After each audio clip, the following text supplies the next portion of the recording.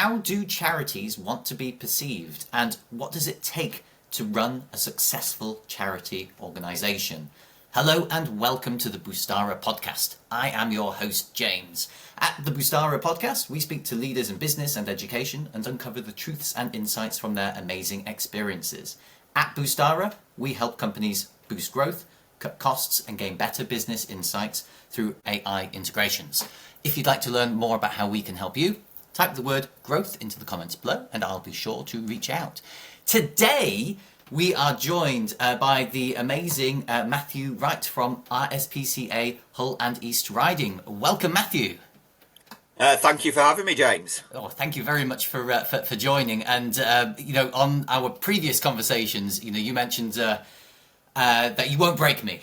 You won't be able to break me with your questions. So for those of our listeners that have never met you in person before, don't know about yourself, could you run us through your past history and your kind of journey in getting to where you are today with the RSPCA? Well, it's a great question because for me, when you start off at school, you're told about the jobs that you may or may not be able to do. And at no stage did anybody ever say to me, you'll become the head of operations at RSPCA Hull and East Riding. And charities were never even a thing which was talking about as a potential career route. So I like everybody, started with part-time working, worked at a local convenience store, which has since been bought out by Sainsbury's Convenience. That led me to moving to the head office locally and developing all the marketing and media tools for that charity, for that organisation. And what I found from that was really, really interesting in terms of how you can use technology, how you can use different communications techniques, how the eye line works when you're in shops, which worked really, really well with my degree, which I was finishing at the time in marketing and advertising. Like everything, big business does change. So I was given the opportunity to go down to London and carry on my education within the retail marketing, but chose not to because it would mean moving to the big city, and I was very much a homeboy. So I stayed in the Humber area. Ended up going to North East Lincolnshire Council Children's Services and basically promoting the Shore Start Children's Centres, which were a scheme at the time by the Labour government around getting young people the best start in life. And that very much led me to actually, do I want to do stuff to market for money, or do I want to do stuff to market for public good? And that led me to accepting a job as a campaigns officer at Humberside Police, very much that developing campaigns for reducing crime, but also responding to media inquiries about crimes and incidents that are happening in the Hull area. And over the time there, 12 years, I did various roles, including the temporary head of communications. So not bad for a dyslexic to suddenly be in charge of all the media output for the organisation. And I was given a bit of a sideways opportunity to move to the Police and Crime Commissioner's office as a engagement officer, which allowed me to look at problems in a slightly different way. So if you're looking to reduce crime and antisocial behaviour in an area, you straight away don't jump at, I know what I'll do, I'll get involved in playing out Hull, which is encouraging families to come out and play in their street and close the roads together. But actually, if you do that, you create a community spirit, you create a togetherness, and you create a community that cares for each other, which means if they see crime, they'll respond to it. They will actually look out for an elderly neighbour who maybe needs a bit of support with health and well-being. So it makes a big difference. And I loved that role so much that it got me in touch with lots of charities. And that led me to moving across again to Hull CVS, which is an organisation supporting charities across Hull and East Riding in managing volunteers, but also in working together around some of the challenges that society faces. And then I thought, okay, I'm helping a lot of charities, but I'm not able to really focus in and do exactly what one charity needs because I'm spreading myself too thin. And that led me to RSPCA Hull and East Riding, where I've been for the past year. Started as a partnership manager, so getting the support of the public, business and the public sector to help deal with the issues that animals face, and get the charity, which is based in Hull and East Riding alone, separate from national, to be able to support, rehabilitate and rehome animals in this beautiful city and area. Brilliant. And that background in problem solving, I kind of feel that's what you're taking. You're taking that skill set into your work currently with RSPCA Hull and East Riding, and we've talked about a few different things that you just enlightened me. I had no clue, I had no understanding about within the actual charity. But I think the way that you are running different initiatives with the RSPCA, it's really it's opened my eyes. I'd say it's quite different to how I and probably many people have understood the operations of a charity generally are run by. I mean, could you just explain a little bit how the trends have changed over time in the way that charities are run, and the more from an organisational level, how they operate? Well, I've got a unique perspective of that, having worked at Hull CVS supporting charities with governance, with policies, with procedures, and also around that idea of charities working with each other rather than in competition. So if you take two charities supporting veterans, for instance, and you say to them there's a pot of money available, you've now got to compete for that money. It's unsurprising that there's a lack of togetherness in those organisations applying and working together, because ultimately they are in competition for their future sustainability. Yeah. So what you're seeing more, and certainly something that's happening in Hull and East Riding, is actually understanding that bigger picture. There are lots of charities that can make a difference in areas that they operate. But actually, there's probably specialisms within those organisations. So rather than actually looking at it and thinking, do you know what, we're going to go for that because that will pay for our member of staff, it's more a case of what can we do together to do an application which will allow us to access a much bigger pie of money and funding and our ability to help our service users. And then we can split the pie between us and make a bigger difference for society and where we serve. So that idea of removing the focus on chasing the pots of money and refocusing back on what the charity needs. And it's something I think that we've got to do more within the charity sector, because there isn't a money tree that the government's going to give us to pay for all the work we're doing. If anything, decisions by government around stuff like national insurance is going to impact more on charities, because a lot of charities rely on part-time members of staff, and we've seen our personal pot of money and how much it costs us as an RSPCA go up considerably. We're already paying £1,300 a day to run our operation, but the decision to change national insurance for us meant that we've suddenly got to find an extra £40,000 a year. Yeah. And we can't just put up the prices of our stuff because we don't have products. We are there to serve society, to serve families, and ultimately give animals a voice, because the work we do, we're not just an animal charity, we're a family charity. Because until animals learn to open the tins of food or pay their vet bills themselves, we will always have to support the humans that they live with. Yeah. And that's where a lot of the work we do now, and thinking a little bit differently about how we can help our end user. So working with the Trussell Trust, for instance, to support people with food banks. Looking at how we can work with other organisations to increase our ability to get donations for our charity shops. How can we deliver education to young people with organisations who have already got those young people they want us to work with? So for instance, Children's University locally have lots of young people at schools who want to be inspired about future opportunities and places you can work. And what we're able to do is work with those organisations as partners to deliver on their goal of raising the aspirations in young people, but also deliver our key message about increasing awareness of animal welfare needs and good pet ownership. That's an amazing explanation and description. I think it just shows how far beyond a charity organisation such as yourself goes from just asking for money and chasing money. But there's so much more of a complex operation and so much strategy that goes into it as well. exactly what you said there. It's not just about looking after the animals, it's about looking after the owners that look after the animals as well, right? How to support the different groups that are connected to a charity. Could you just elaborate a little bit on the kinds of partnerships that you've formed locally that have helped your end users in that way?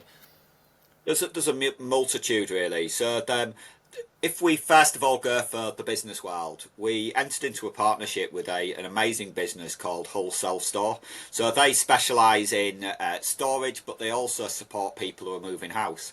They were interested in potentially doing a small fundraiser for us at Christmas to buy us some dog food. But having met the owner there, we had a bit of a conversation, and it turns out that a lot of the time people, when they're hiring them to help them move, are saying, well, we've got these items, is there any chance you can take it to the tip, or can you take it to the charity shop for us? So what we did is we worked with them, we gave them the opportunity to sign up with us as a charity of the year, and instead of giving us money, instead of necessarily being about volunteering, what they've done is, because they're celebrating an anniversary in their organisation, they created some new boxes they were giving to people. So they've actually put on a boxes that are specifically for RSPCA.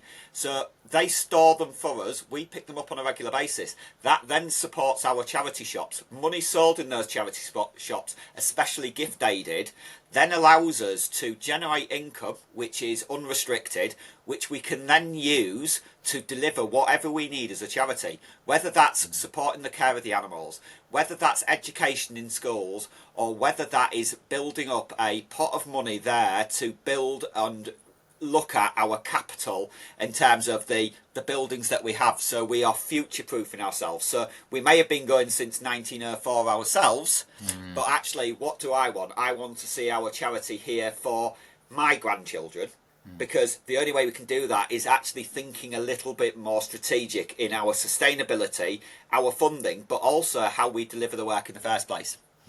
So that's just a corporate example. From a kind of a public sector example, I've been talking with the housing team at the council around what they do in supporting people who are homeless. Now, if you take somebody who's homeless, who has a dog, they have literally been abandoned by their whole family, or their circumstances are thus that they don't trust their family. And then you're saying to that person, the one family member, the dog, who stood by them throughout, in order to get into a house, you've got to sacrifice that family member and not see them ever again. They're not going to do that. So what we need to do, and what we are doing with the council, is looking at ways we can support that individual in caring for their dog if they do stay on the street. So how do they do the veterinary? How do they pay for the food? If they are wanting to move into accommodation, is there any way that we can open up our kennels so that they can potentially come into foster and continue meeting their pet and still get into accommodation? And the other end of it is, if people are moving into accommodation and it's supported accommodation by the council, but they can't have a permanent pet, could they actually support us in fostering some of our animals? So we've got currently 46 cats at our cattery. We need those animals to be in a household environment, to get used to being cared for.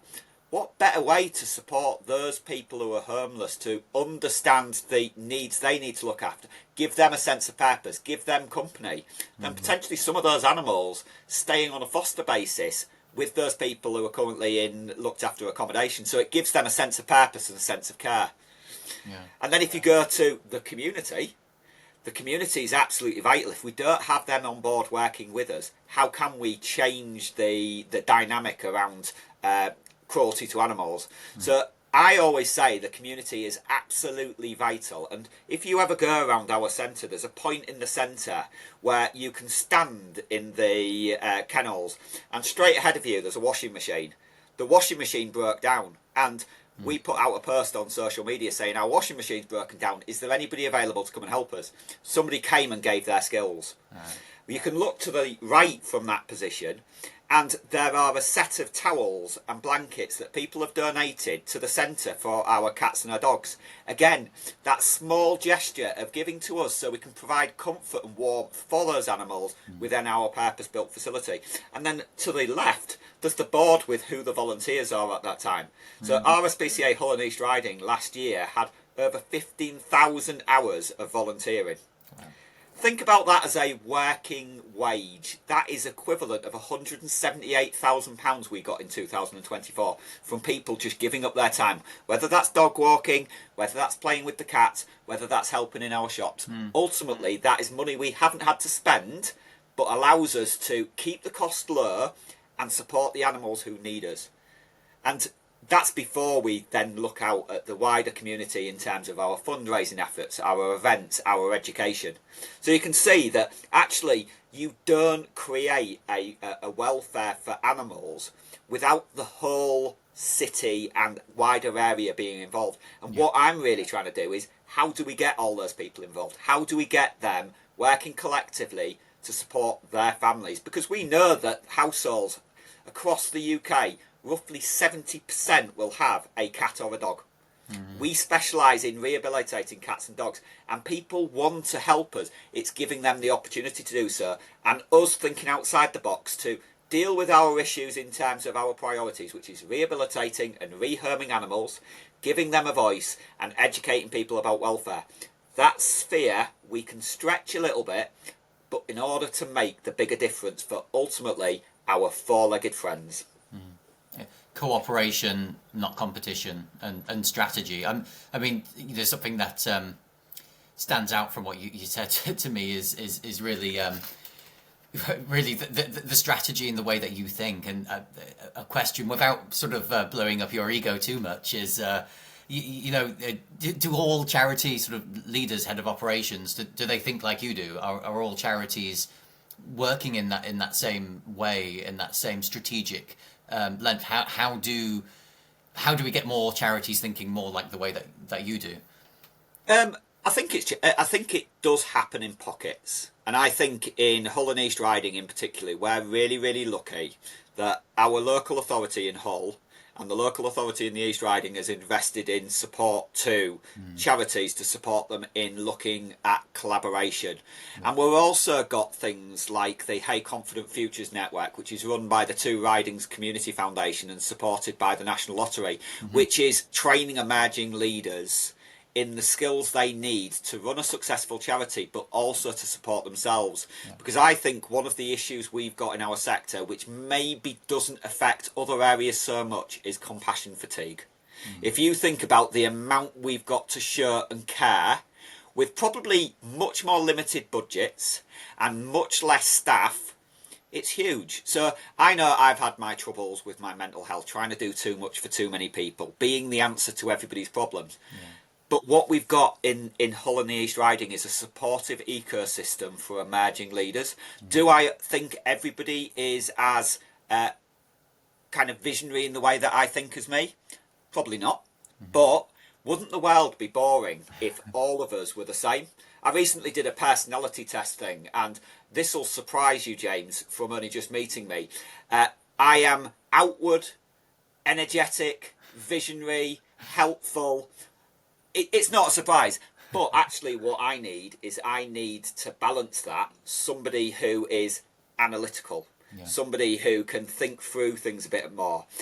I'm not a great finisher. I'm brilliant at starting things. I'm brilliant at getting people on board. I have to surround myself with people who can support me getting them there. So I can be the one who lights the fire. I need other people to make sure it continues to burn. Yeah, exactly. It takes a team to run an organisation. Yeah. It takes a team to have that kind of impact and to grow and to sustain over time. And you guys as an organisation wouldn't be here where it is today without a team, not just an individual. Yeah, and what I would say is our CEO, Fred Owen, is one of the best leaders I've ever met in any sphere of work. He sets the direction, he sets the strategy, and he has trust in his people. He has allowed me to go out and deliver what he wants, because he's said what his vision is, and I've turned it into a tactical and operational plan. And that's what you need from leaders, is actually being the one who sets the strategy and trusting your people. And we're very lucky that Fred is backed by a set of trustees, because like all charities, we're accountable to the Charity Commission, but the trustees are the ones who make sure that the governance is right. Yeah. And far too often I come across charities, or have supported charities in the past, who haven't got the governance in place. How can you build a successful future if you don't have all your policies there, the foundations that allow you to operate safely, or have a strategy or an operational plan for how you're going to deliver it? You might as well just be running into the wind and wondering why you're going nowhere. What you need to do is you need to make yourself streamlined. You need to be focused, because there's so many things you can do. It's what you should do and you must do that's important. And what we're focused on now is the things we must do are the things which will have the biggest impact on animal welfare, rehabilitation and rehoming of animals in our area. Yeah.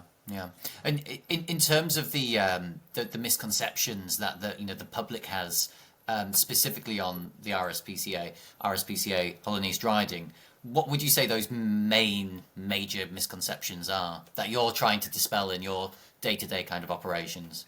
Well, the first thing is we've got two charities we've just mentioned there. There's the RSPCA, which is the national organisation. So the national RSPCA is a great organisation, and clearly we work in partnership with them.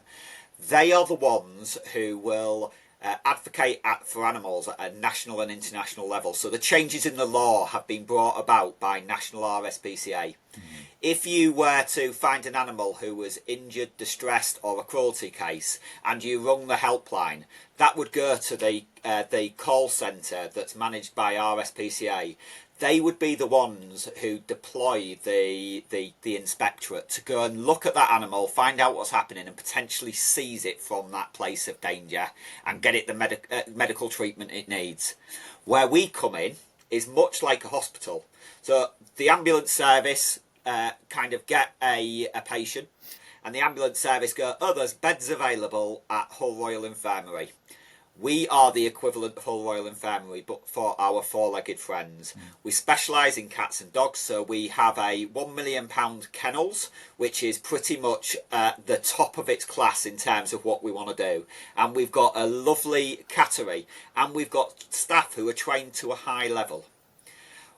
The biggest misconception is when somebody rings up about a cruelty case, we at our centre can send somebody to go and rescue that animal. We don't have the powers. We don't have the staff who have the powers based at our centre. We are specialised in the post-traumatic stress that the animal's gone through. So think about an animal who's been in an abusive environment. They will be scared of men, for instance, if it's been a domestic abuse setting. They could be malnourished, and they haven't seen humans for a long time. We had a case not so long ago where National RSPCA were called about a job in Doncaster. There was a house with 80 spaniels in it. Think about that, a house with 80 spaniels that had been left abandoned, and they'd done whatever they needed to survive. There was inbreeding. They were covered in faeces and fleas. No one centre could deal with that, so National dealt with it. But what they did is they reached out to the branch network. So the branch network could be everything from Mrs. Miggins, who has a couple of kennels, all the way to a huge hospital complex. We're probably near the higher end of that scale. But they reached out to that network saying, how many beds have you got available? Obviously kennels in this case. And we said, we can probably take on 4 for you. So those 4 spaniels came to us. It took weeks to start getting them so they looked like they had white fur instead of a yellow and brown fur because of the urine. They were scared of humans because they hadn't seen them. There was clearly health concerns. There were feeding issues. They weren't used to going out for walks, so we had to look at their behaviour. What we've done is we've trained them to start trusting humans again, to start living their best life. And I'm really pleased to say the 4 who came to us all got rehomed. And one of them is actually adopted by one of our team leaders. So we get to see Poppy on a regular basis. And being able to talk about this story and talk about how she is now as a dog makes it all worthwhile. Yeah. Yeah, and your operations go, beyond that into the realms of public education as well. We met at the Expo event yesterday, and you taught me something there that I hadn't really thought about so much before. But if you meet someone walking a dog, you don't rush in and just start rubbing it on the head. Imagine if someone did that to you, what would your reaction be? And that education initiative, obviously out of respect of the dog, but also reducing incidents of biting, right? In that way. And the more school children that you give that message to, or even adults such as myself that didn't know that, that's reducing incidents of biting, which is only a positive thing. Absolutely. So, in the last kind of 3 to 6 months, we've worked a lot on what our education offer can look like locally. And we've been successful in applying for funding to local wind farms in the East Riding, which allows us to start delivering education training in a couple of schools and a couple of community centres. But what that's allowed me to do is build the capacity in my team to bring in a specialist education lead. That education lead has a background in early years and primary teaching. So what she's done is she's looked at the messages we're trying to get out there and developed content which links back to the national curriculum. That can be at the early years, simple things like mark making, memory, communication, teamwork. But then as you go up through the year groups, you start getting into history. So one thing I know I told yourself is William Wilberforce, who is a Hull hero, also set up the RSPCA nationally in 1824 in Old Slaughterhouse Lane, having a coffee with other like-minded individuals. So again, it's that, how do we link our history and the stuff that we do with the local history, bring it back to people they know about, build up respect in what's remarkable, what's revolutionary about what we've done, and actually taking the education we want to get out and making it more compatible with what schools need, but also really inspiring young people. So we will have a younger generation who are going through the Petwise programme now, who will suddenly understand about giving boundaries to dogs in the way that you described. Yeah. They can talk about why it's so important to make sure, if you are looking on taking board a pet, that you need to consider how much company it's going to have. Yeah. If you're out school all the time and your parents are working all the time, it's unfair to get a dog or a cat. Whereas actually knowing that and having that frank conversation will probably stop lots of children going to their parents, I want a dog, I want a dog, I want a dog.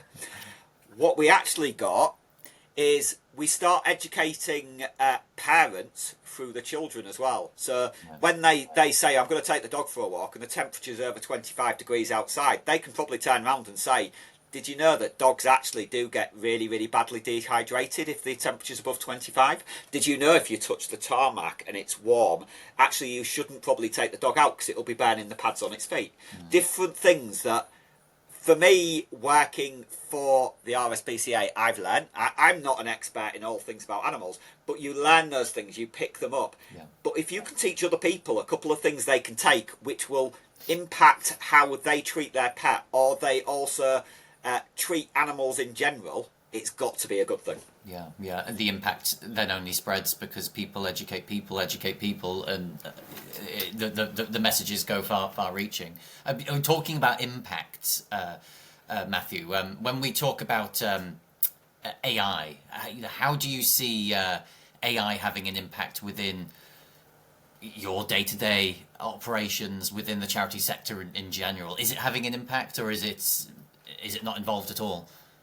I can give you 3 examples that I know AI is making a difference to me and my work. Mm-hmm. So the first one, the fundraising code of conduct is changing from the 1st of November. I know that that's probably something you've read and you've enjoyed reading it, James.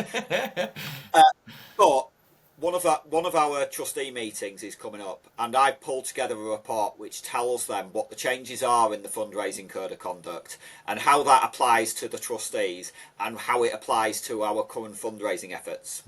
Now, I didn't do that all by myself. What I did is I asked AI to look at the two documents and tell me where the changes were. I asked it then to look at what our strategy is around fundraising, and then asked it again, what are the implications of all that on our trustees? Now, that report would have taken me forever. It didn't. What I was able to do is I was able to let AI give me a starter for 10, and then I could change it so it's specific for what I needed it to be. But realistically, I mentioned I'm dyslexic, giving me 200 plus page documents to read and find the bits which are different was never going to work. However, if you ask me to articulate that to somebody, to take people through how that works in the organisation, it allows me to use my superpower, but also give them something, if their superpower isn't listening, something to read, something to take on board, something tangible that they've got in their hand. Yeah. So that's one. The next one is, if you think about bid writing. Now, I have been lucky enough to write lots of successful bids across numerous organisations, and I also used to be the other side of the fence, where I used to assess bids on behalf of the Police and Crime Commissioner, and I've also done it for other charity boards. What I can do with that is you can actually start looking at the AI to reduce the size of your answers. So if I've written a bid, and I've done a really, really good bid in the past, and it said answer what your organisation does in 1,000 words, and then the next bid which you're writing is the exact same question but in 500, what you can do is you can ask AI, can you shorten that answer to 500 words for me? I would never, ever encourage charities to use AI to write applications for them, because you're not going to get all the answers you need. You need your own voice. But what you can do is you can use AI to take some of the burden off you when you're doing that writing. And the final bit about AI is, as we start to look at our animal welfare journey and also the people journey, so that holistic approach to what we're doing, how can we use AI and the systems of AI to almost track the value of what we're doing, the difference what we're making? And that's a conversation we've started having with business now. Looking at whether we can develop better systems using AI to support us in what we're doing, but also whether it can actually support us with our customer journey, our interactions with the public. So again, you need to have some prompts in life. As a busy charity in our own right, we have lots of animals coming in, we have lots of people wanting to support us. How can I use AI to support me in keeping them involved in our work and not missing the opportunity to engage them when they want to engage, respond when they need to be responded, check in on the animals who have been adopted? Because I don't see our job as, once an animal's adopted, that's all over. We are there to make sure that that forever home remains their forever home. And what I want AI to do is help me to almost remind me sometimes, to support me in checking in on those individuals, so that if they are having issues, we can bring in early intervention support so they don't end up having to bring their animals back to us because they're struggling. Would you say that that's the kind of that's the kind of automation that would have the biggest impact within your operations? Potentially, yeah. I suppose for me, it's always a case of, how can you best utilise your resources? If I know I've got a limited number of staff who are able to work on any part of the charity, how can we focus their energies to best use their energies and reduce the amount of time that could be automated? Yeah. Because that automation would mean that our animal care staff can spend more time with the dogs and the cats.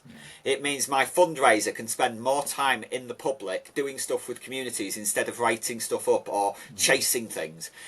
It would mean less time for myself writing those reports, writing those bids, which means that I can focus on actually changing people's perspectives of the RSPCA. So if I didn't use those tools, would I be freed up to go to things like the Business Expert, to have chats with fine people like yourselves?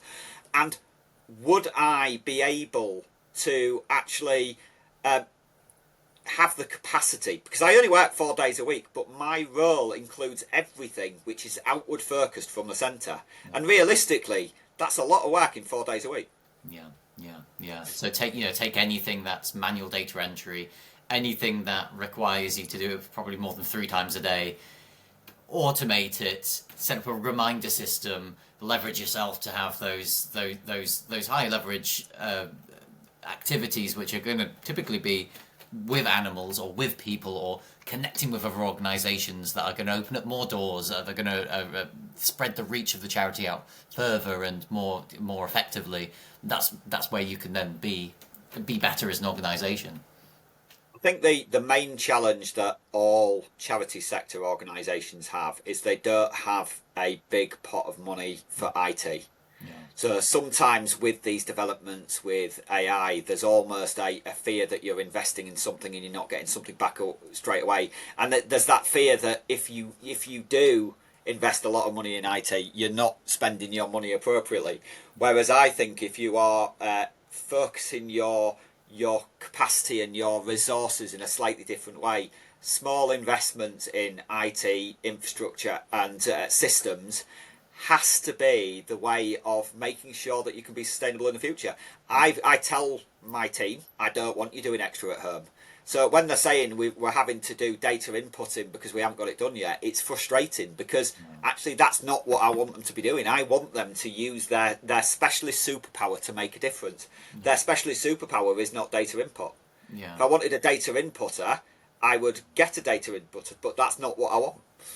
Yeah. And that simple principle goes, for big, massive, money generating organizations, private institutions, down to just individuals on just a day-to-day basis. We don't want to spend our time doing tapping manual things when we could be enjoying life, right? And I guess the same applies within charity organizations, that it's exactly the same.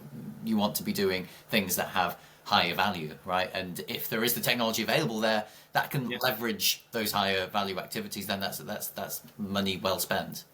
Yeah, and for me, it's even more higher value because it's not about making money. It's not about the shareholder profits. Exactly. Actually, everything we do actually improves society. Yeah. It saves and improves lives for people. So, and that's probably the main reason why I've moved across from the commercial sector, then into the public sector, and then where I am. It has helped shape the way that I operate. I can think commercially. I can think as within the public services and now within the charity. And being able to flip between kind of those different perspectives of things means that actually I am in a unique position because a lot of people who work in business have never worked within charity. A lot of people who have been at public sector have always been in the public sector. And I think there's something around putting ourselves in other people's shoes sometimes, and it'll help foster a better relationship and better outcomes for everyone. Yeah. Amazing. Very, very well said. And Matt, going forwards, as head of operations, what's in the pipeline that people within our area can kind of look forward to? How can they get involved with yourselves? So I would always say the first thing, if you want to keep involved with what we're doing, is sign up for our newsletter. Because there is lots of exciting developments on the horizon, whether that's events and activities that people can come to, whether that's training events, whether that's your school signing up for the Petwise project, whether that's adopting animals who are becoming available with us, whether that's volunteering. There is loads you can do. And that as I said, there is a scale of support. So if you've got towels that you need to donate, that is brilliant. If you've actually got a business where you're wanting to get rid of a load of old stock, we would love that old stock because that allows us to make money to support our animals. Likewise, if you've got the skills which are really, really specialist, so like yourself, James, you know all about AI. If you've got the skills around AI and IT, and we're looking at those AI solutions, you could use your specialist knowledge to support us with a bit of your time so we understand how it's doing. But likewise, people may want to volunteer for the first step into employment. So we're always looking for people to help within our charity shops, for instance, or to support us with our marketing and media. Because I have somebody who works 7 hours a week doing my digital marketing content. that is a lot that she needs to potentially do. Could I utilise somebody's skills to do our marketing for us? And there's basically 3 H's when you look at volunteering. So the first one is, what knowledge do you have? So you've got a great knowledge of AI. That's brilliant. It could be that we've got somebody who's really skilled with their hands, somebody who can help fix our washing machine, somebody who can help fix our roof, somebody who can help do the gardening. And then we've got the people who just care about us and our cause. If you can get one of the head or hands or both and the love for the charity, you should come and join us and help us make a difference. Obviously, it's great if people want to give us pounds, pence and sterling, but realistically, it's not about money. It's about helping our cause, being an animal champion and doing what you can to help us with that. Yeah, amazingly well said, Matt. And I think, if I summarise the key takeaways I've taken from that is, exactly what you said there. It's not just about the money. Your charities, and particularly your operations, you don't just go around asking people for money. You go much further beyond that. From the education, from all of the different deeper meanings of what the actual organisation does for society. That's big number one. And big number two, I would say, collaboration. You're not competing with other charities. In fact, you want to collaborate with other charities. You want to collaborate with other businesses, because all of them can, just as you articulated there with the 3 H's, that can contribute, can help each other in many ways, right? If you take that approach.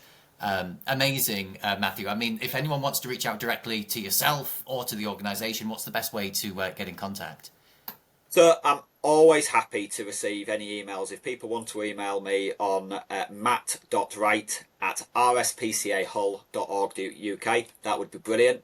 I am on LinkedIn as well, so happy to connect on there and have a further chat. And if you want to learn more about RSPCA Hull and East Riding in general, it's www.rspcahull.org.uk.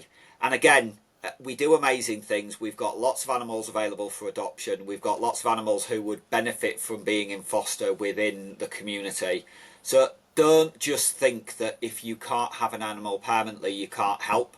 And actually reach out to us and help us provide that opportunity for company and to build up being in a family environment. Because even if it's for the summer holidays and you think, actually, over the summer holidays, we're going to have family at home all the time.